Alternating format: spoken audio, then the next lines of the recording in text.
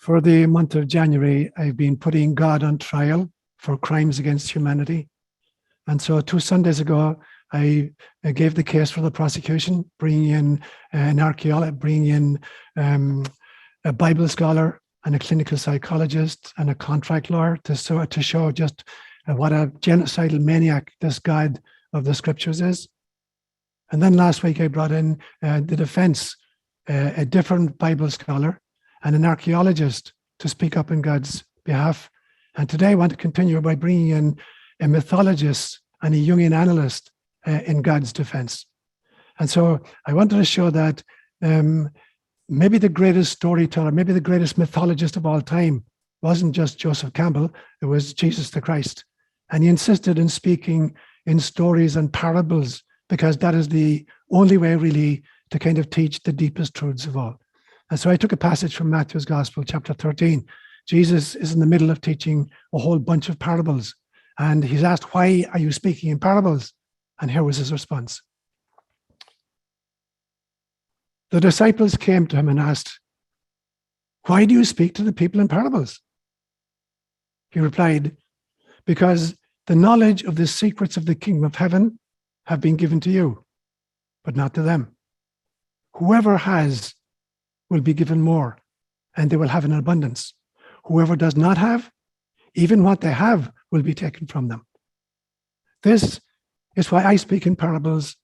Though seeing, they do not see. Though hearing, they do not hear or understand. In them is fulfilled the prophecy of Isaiah. You will be ever hearing, but never understanding. You will be ever seeing, but never perceiving. For this people's heart has been calloused. They hardly hear with their ears. They have closed their eyes. Otherwise, they might see with their eyes, hear with their ears, and understand with their hearts. And in turn, I would heal them. Words inspired by God. The Godfather is considered by many film critics to be the greatest movie ever made. It was made in 1972, based on a 1969 novel by a guy called Mario Puzo. And it was directed by Francis Ford Coppola, who actually has a winery and a big hotel and a restaurant about 10 miles north of where I live. And it's a story of intrigue and murder, vendetta, conspiracy, and gory mayhem. And two of the main characters, one is Don Vito Corleone, who is the mafia crime boss. And in the movie, he's played by Marlon Brando. And the second big character is Michael Corleone, his son, and that's played by Al Pacino. Now, I imagine for a moment that there's somebody who sees this movie and is absolutely fascinated by it, but doesn't realize that it's a movie. He thinks it's actually a documentary. And so he's really incensed. He's really angry with Marlon Brando and with Al Pacino. And so he creates a court case and he drags them into court to accuse them of all of these crimes that he witnessed in the movie, which he thought was a documentary. Now that basically is what we're dealing with in the Bible. This Godfather of the Bible and this his enforcer, Moses in the Bible, are fictitious characters. It's a novel, which we've taken to be a documentary. And therefore, last week, as I began the defense of God, I brought to your attention the fact that these are not God's journals. This is a work of fiction for a very, very, very different reason. And so today, I want to continue to speak up on God's behalf, on the real God, not the caricature we've created. So I want to set the record straight by bringing in two more witnesses for the defense, a mythologist and a Jungian analyst. Now, as I talk about this mythologist, I'm going to divide his testimony into two subparts. The first one is, I want him to address the issue of the importance of myth, story, proverb, and parable. And then secondly, I want him to take particularly the myth of Moses, the myth of God, and the myth of the Exodus, and deal with those in the Bible. And then the second witness will be a Jungian analyst. So let me bring in the mythologist, and here's what he would have to say. I remember, for instance, in 1963, when I was in between 5th year and 6th year in school, between my kind of junior year and senior year in school. I spent the summer holidays in a little village in West Cork called ÓLaoire, which is a native Irish speaking place. And I was raised half in Gaelic, half in English to begin with. And I spent the entire summer visiting with the old people in the village, collecting proverbs. And I collected 432 proverbs that year. And the school actually published a little booklet of these proverbs. And I remember one old man telling me, he said, if Christianity had never come to Ireland, we could live according to the proverbs. And indeed, having the privilege of subsequently going to Africa and learning the mythology and the proverbs of 3 different tribes of people in Africa, came to the same conclusion. If Christianity had never come to Africa, they could and did live according to their proverbs. Now, the interesting thing about proverbs is proverbs constantly appear to contradict each other, because truth is so multifaceted that there's a situation in which A is true and there's a situation in which A is not true. And so, for instance, in Gaelic, we say stuff like, Bíon blas ar chuid an chorsin. There's a special taste on the neighbor's food. When you're a little child and you go to the neighbor's house and they give you food, you always think it's better than the stuff you're getting at home. But we also say, Ní léinn sín son mo de hín son féin. There's no fireplace or fireside like your own fireside. In the heel of the hunt, everybody wants to be at home. In Swahili, we have a proverb that says, Haraka, haraka, haina baraka. Hurry, hurry has no blessing. But we have another proverb that says, Chilewa, chilewa, mtota siwako. Delay, delay, and the baby will not be yours. Go figure that one out. In English, we say, for instance, look before you leap. But then we say, he who hesitates is lost. And so proverbs constantly seem to contradict each other because truth is so multifaceted. And also, we know that proverbs and mythology and storytellers always tend to exaggerate their stories in order to startle us into wakefulness. I remember giving a homily many years ago in which I said that the greatest shock jock of all time was Jesus. He constantly exaggerated in order to wake people up. So, for instance, if you take 2 of his sayings where he says, better if your eye leads you into sin, better to pluck out your eye and throw it away, rather to enter into heaven with 2 eyes. He said, if your leg scandalize you, cut it off and throw it away. Better to enter heaven with 1 leg to enter hell with 2 legs. Now, if that was actually factually true, when you get to heaven, you're going to find that it's populated by blind amputees.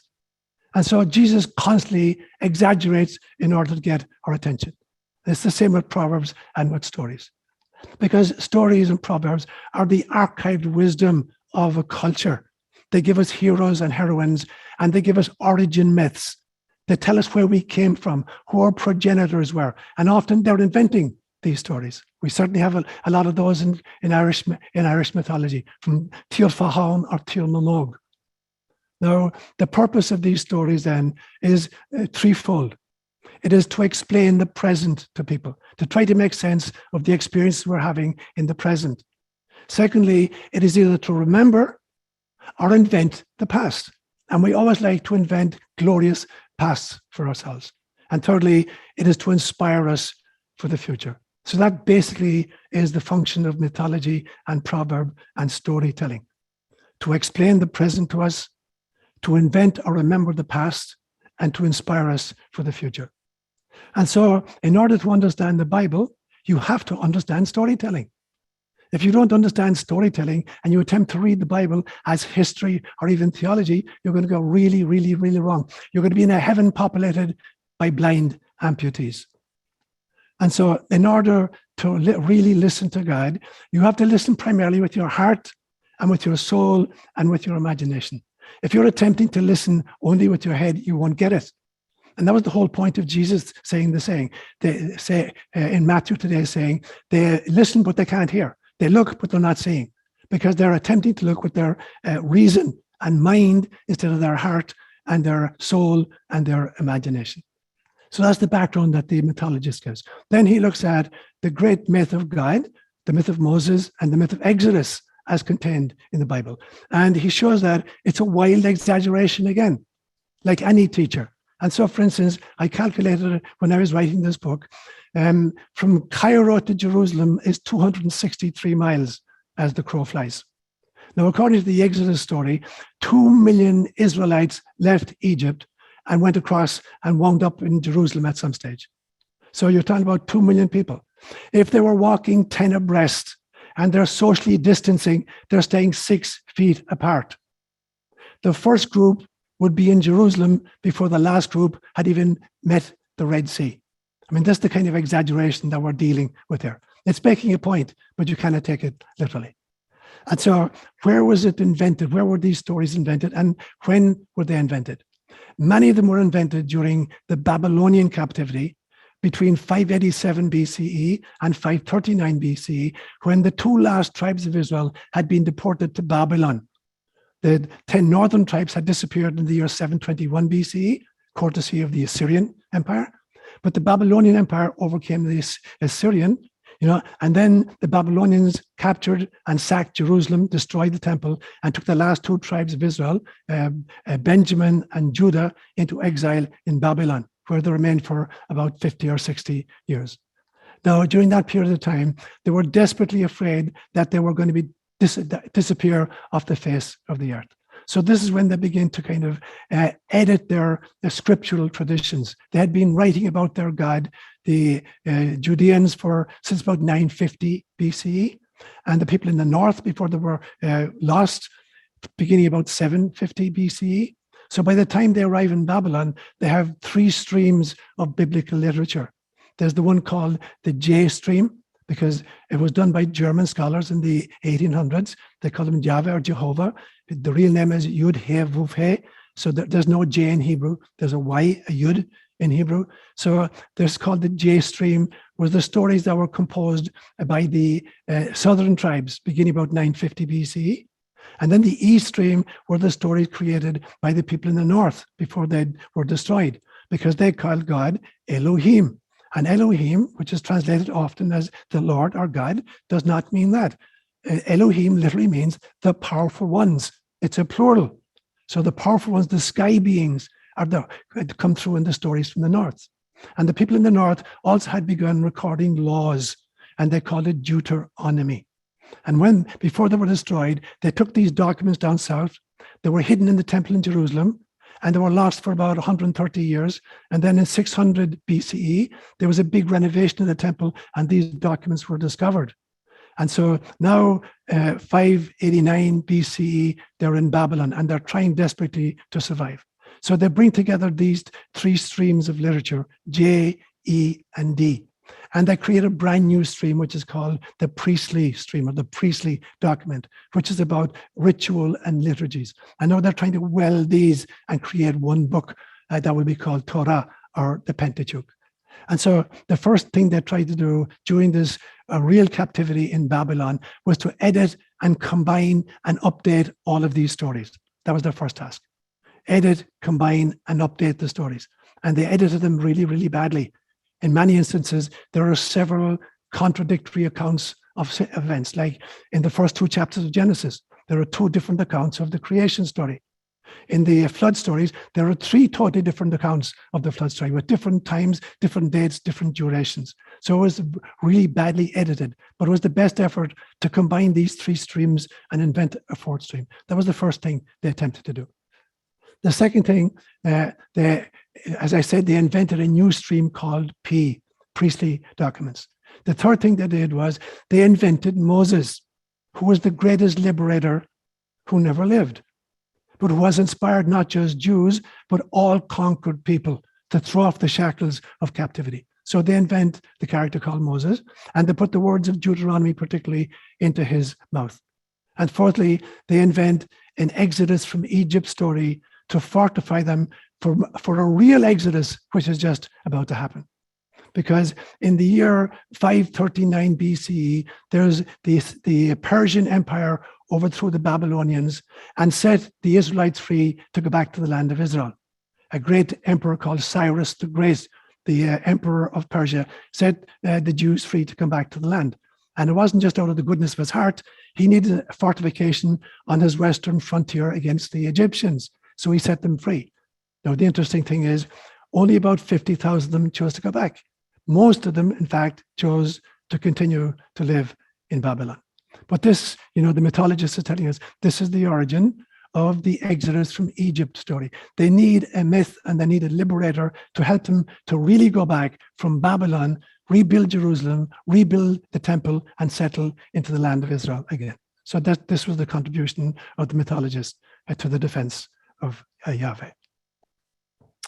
What it tells us, of course, is that tyranny and oppression, liberation and exodus, this is a repeating cycle throughout all of human history. Tyranny, oppression, liberation, exodus. Every century will meet its own version of this phenomenon. And so, again, like any other generation, it's up to us to oppose oppression because it's soul destroying, and to claim our freedom because it is precious and it is our birthright. So this is what the mythologist would tell us as he unpacks the defense of Yahweh. Let me go on then to the Jungian Analyst. So the final kind of expert witness I brought in was a Jungian Analyst. And particularly he wanted to talk about the notion of projection. Now I put it to you that if you go to a movie theater and you want to watch a movie, there are actually two different ways of watching the movie. You could go up into the projectionist box and take this big celluloid roll and go through it frame by frame by frame. Or you could sit in the movie theater and watch it on a huge screen, 40 feet by 40 feet. Now you're seeing the same movie. But the first one is a really, really boring way to attempt to see a movie because you're looking at 1 inch by 1 inch frames. And they're tiny and there's no sense of motion as you move from one frame to the next. So we project it onto a screen and we spin the roll. So we exaggerate the size of it and we create motion and we create time by this process of projection. But the action is not happening up there on the screen. And I told you many times of experiences I had as a little child. There was a movie theater in Cork City called the Lido. And it was a big barn of a building and the screen was just a whitewashed wall. And the benches were just wooden benches.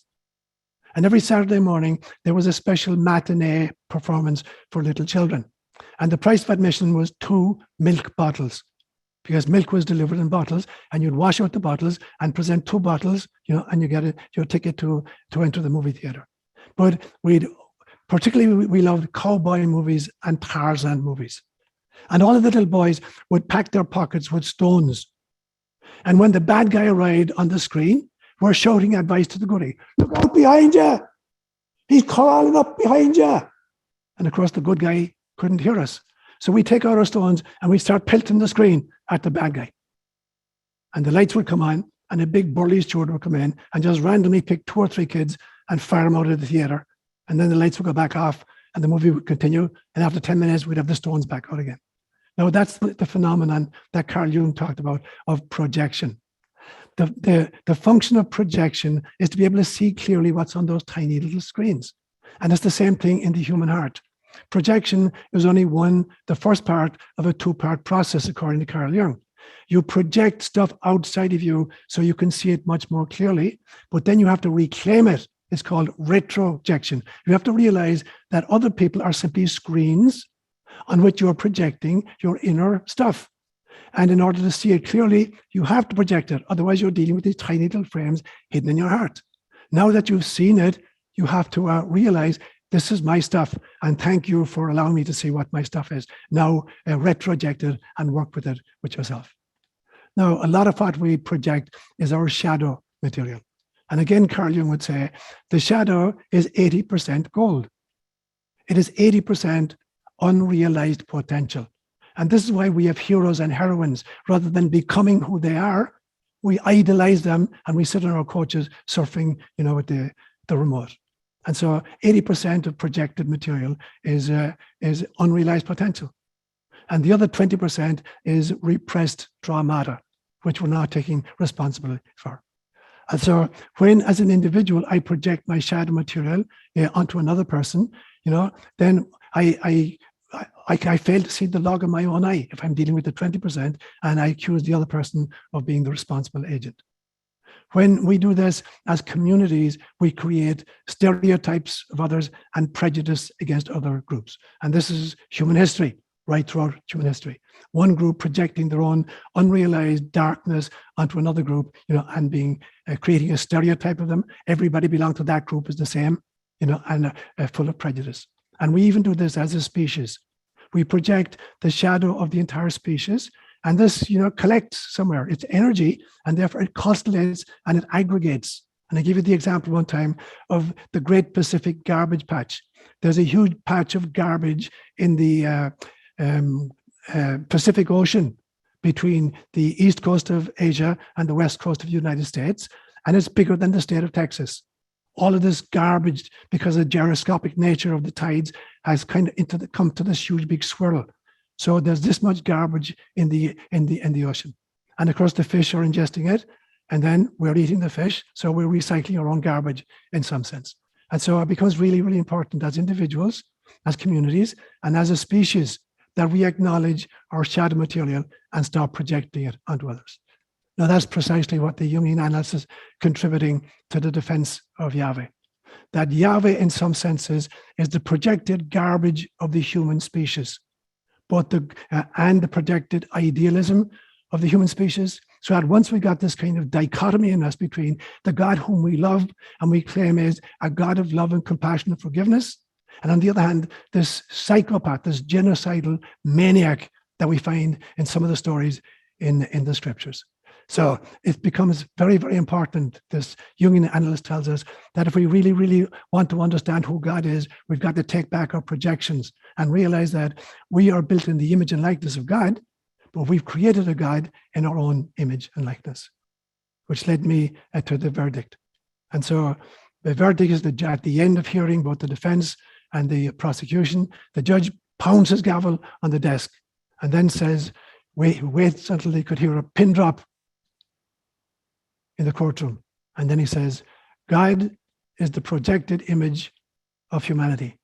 And unfortunately, rather than focusing on the 80% of the light, we're focused on the 20% of the darkness. So what we have here in my courtroom is a case of mistaken identity. And then he thundered, he bellowed loud, set God free. And that was the title of the book that I wrote, Setting God Free, Moving Beyond the Character We've Created in Our Own Image. Namaste, my brothers and sisters.